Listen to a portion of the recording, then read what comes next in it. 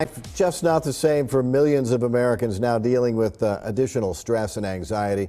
Leigh Richardson, a licensed professional counselor, founder of the Brain Performance Center in Dallas, and author of Turn Your Brain On to Get Your Game On.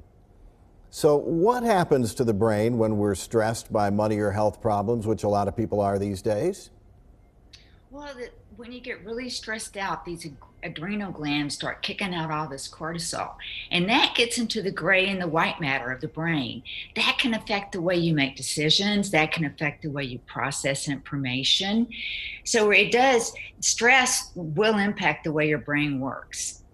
You also say that grief is a problem for a lot of people. Help me with why people are going through the process of grief, which is what you think of when somebody dies.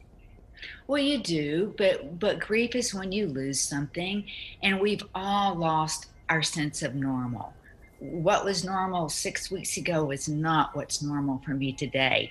And you start off, denial, and then anger and bargaining and depression. And finally, when you get through it, you accept it.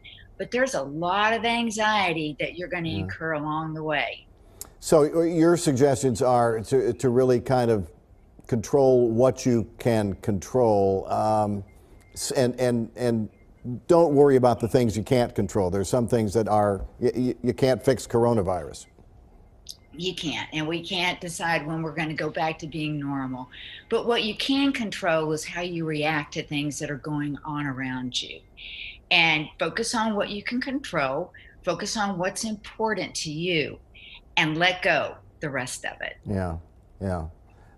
You also say stay present, which is kind of a funny term to people who are not into yoga or meditation. What do you mean by stay present?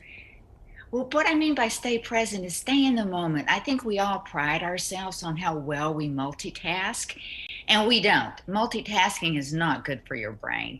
So focus on one thing and stay with it until you complete it. Stay present in the moment.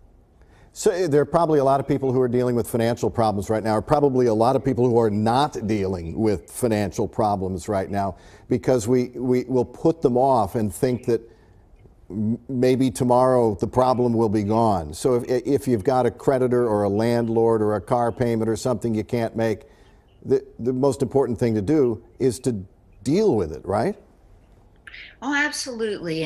And you know what your capabilities are, you know what your flexibility is. Some people are able to extend some flexibility and some aren't. And you know what your priorities are.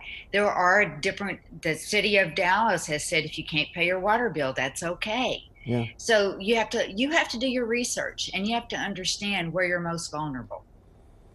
We appreciate your time and very calm and common sense advice. We have a link to the Brain Performance Center and to Leigh's book on fox4news.com. Thank you for joining us.